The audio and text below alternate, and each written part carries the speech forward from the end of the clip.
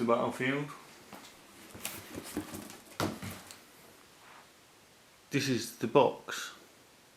So hello and welcome to Battlefield in a Box.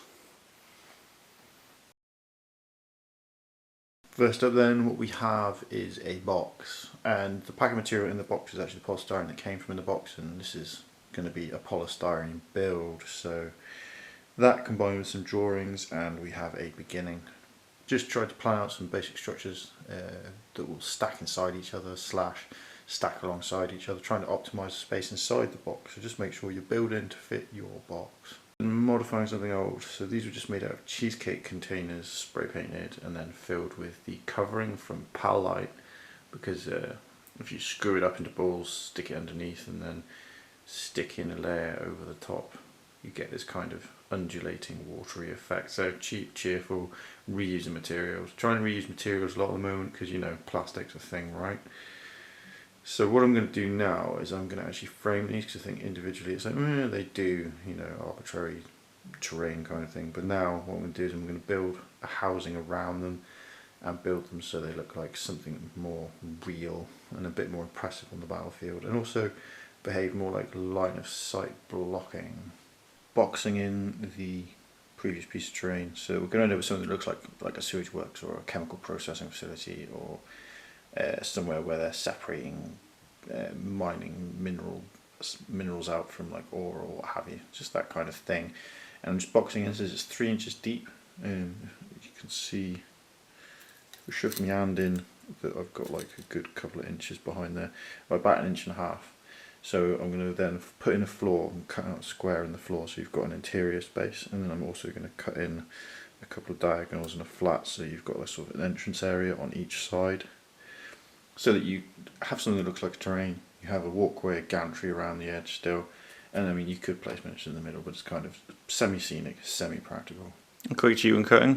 One, I'm using a long knife for cutting polystyrene, because if you use the long blade, make sure it's a sharp long blade, and don't just go using your parents' kitchen knife, unless they can give you permission, that is. But just using the other piece of material to mark up and then cutting along. And I'm not going to do it now because I'm making an awful noise over the mic. Quick note when cutting out squares like this, make sure that you cut into each corner and you cut through, and then you twist it around and you cut into the same corner and cut through. Because what you don't want to be doing is cutting into this material by cutting across the line, unless you're starting to cut into this. You just want to get neatly down into that corner, so then if you flip it you should be able to see the lines on the other side, and then you just want to cut in order to make sure that you get as clean a pop out as possible, and then you can keep this bit and you can use it for something else. So everything is in the process of gluing now, and I've beveled this edge, so I've just taken a 1/2 inch because the material is 1/2 inch deep, cut an angle, find this helps buildings look a bit more buildingy, and then I've put a nail in through the bottom. These are like 30mm nails, although I'd really recommend pins. I've used nails because they were just the first thing I found convenient to hand. Sometimes use cocktail sticks, but at the moment I'm just trying to not waste them, because I'd rather use them for actual like building stuff. Don't mind just having a little nodule down here sticking out, but don't really want anything else, hence I have bound it. Also find binding's a good idea anyway, because it's putting force in and keeping these edges pressed together so that everything stays together as a whole.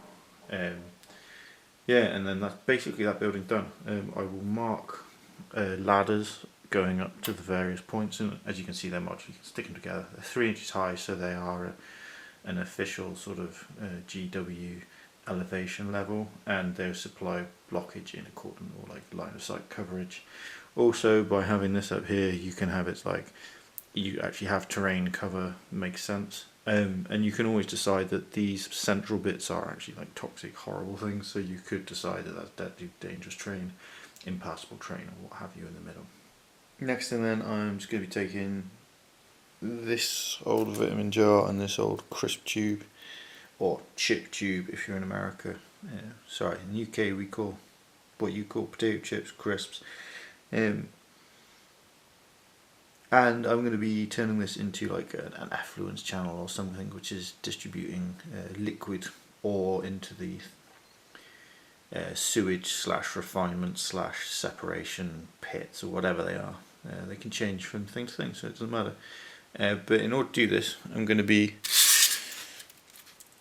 boxing in this, and then I will have this tube coming out of it, and you can see that on this I have already marked the central area, and I've kind of cut a circle. I've just cut that circle by placing the tube and just pushing, and then I'll use the knife to finish the job. And this is how I cut circles out of polystyrene. Always use the thing that you are cutting the shape of, so don't try and mark up a circle. Like, get the thing where you want it and then push it into the polystyrene, and then get a knife, cut through the polystyrene. Here then is our gunk dispenser. Don't know what else to call it right now. It's just gluing, and again I'm using binding around the top, but I have put a nail in there, in here, same place on the other side, just pinning it all together, 4 corners. This is actually left free and just wedged into place to glue, so it needs to be left alone for 24 hours ideally, which is the problem with these kind of things, is using polystyrene, even if you are fast building as such, you can't fast build because you have to wait for the PVA to dry. But that's not really a problem, you can get through a lot of construction. The only thing that was slightly problematic is I had to block in these gaps here, which hopefully will stick well enough for me to not care anymore. Just so you can see where the tube met the container. I was hoping that I'd conceal that. And then I'll just need to etch a ladder in there, which I'll do again once everything's dried. Next up then we have vent heads, and I've got enough stuff, you can just see over in the corner here, the other stack of stuff, but this is all the bits. This is an old door from previous build, I think it's from H blocks or equivalent, go check them out if you like. I've just taped it in place for the minute so that it can get glued. I've just etched with hand because I don't want to be messing on with trying to do anything perfect.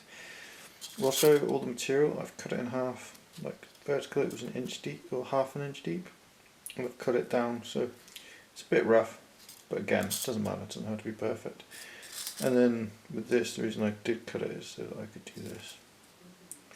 I didn't want this too deep, and I didn't want to be making it out of different material. You might want to make it out of cardboard, something like mount board or equivalent. And then I just had these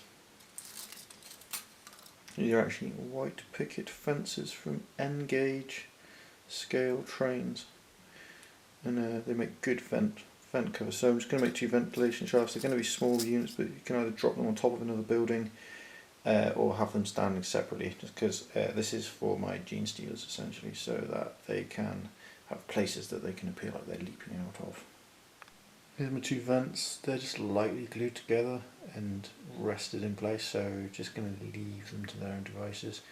And the reason I haven't actually fitted these bits yet, the ventilation bits, is because I want it to be dry and firm before I do that, because otherwise horrible things will happen. It'll all go heinously wrong. Here's the admin building then, and I've just built a simple cube. It's pinned top and bottom, I've beveled the edges just for gluing and not having to tie it together, because when I was beveling I tore some of the polystyrene, so it's not quite as good as it is. And also the top bit here, the interior bit that you dudes will stand on, it's slightly too small, as in I built the wall slightly too big, oops. But that's all good. These lines, I'm just using the edge of my steel rule, or straight edge, and pressing them in. And then down here I've got this shape, and I've pressed it in, and I've taken a knife and I've cut out the edge, and then I've pressed it in again to get it really hard before cutting a hole in, and then slotting a door in, which again I've just etched by hand. Not perfect, but again this is just meant to be a quick build, building it all in a day. And then finally the windows. I have a little piece of powellite which I've cut roughly to the arch window shape, and I'm just using the straight edge taking above.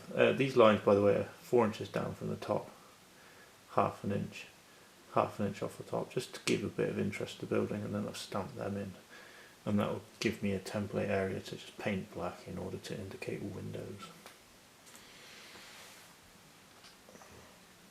Next step then is to build buildings which will go inside this, and that will be extensions so that it can be a bit more interesting and have sort of multi-levels. So I've used an alternative method of doing doors, so I just inset it, and this just involves cutting out the shape, setting it back in order to make the door frame. Once again, I've just taken a slightly bigger bit. This is palette, by the way, if you're wondering, and you just need to push really hard so it gets an imprint on the surface. Run the knife around the edge, push it in again, then push that in, cut it out, and then cut underneath. So you have to do a bit of care, but it's a bit more of a secure way of fitting your doors. So this is the last thing I'm doing. It's just very simple.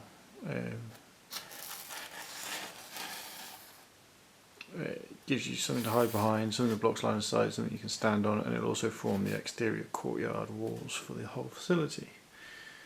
And then also I've built just a check-in point, a checkpoint, so that when people turn up at the facility, there's somebody there to tell them where to go and what to do. So we're just going to leave them to dry overnight, and then I'm not going to touch this. I'll show you this more clearly in a minute, because it's kind of just precariously balancing together.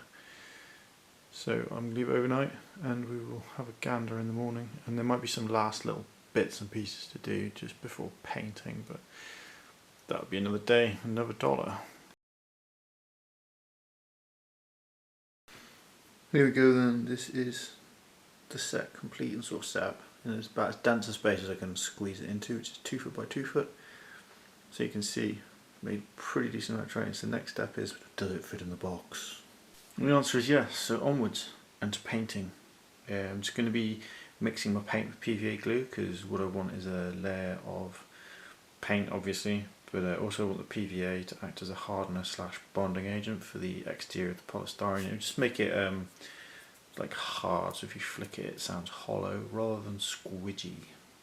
Here we go then, all up and mintified. So this is like my minty green colour. It's mixed in with the PVA. The good thing about having the paint in the PVA is that you can see that you've got coverage and that the PVA's worked into all the gaps, because at the moment the PVA is partly being used to bond all the surfaces, keep everything solid, give it a bit more structure.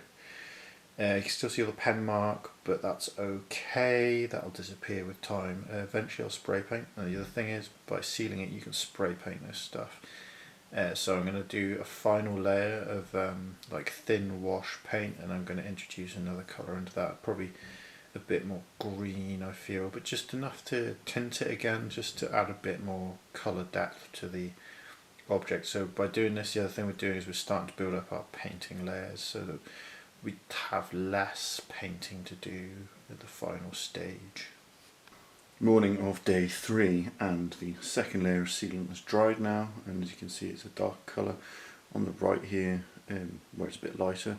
It's not intentional, I just had to thin out the paint mix I was using, or the sealing mix I was using, add a bit more glue, add a bit more water, which extended the pigment, which made it paler. I might prefer the darker appearance, but now I'm ready to apply some spray paint. As the afternoon sun swings around, this is what it looks like after spray painting.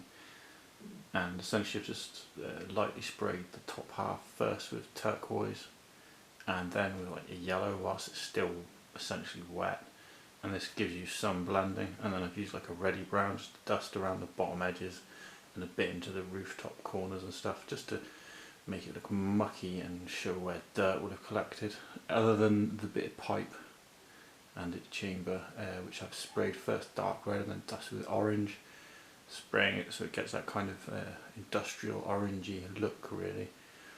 So then next up, it's just doing details, painting in the doors, painting in the windows, painting any other colours that I want. So these buildings, they were once green, but now they're just battered and dirty and old.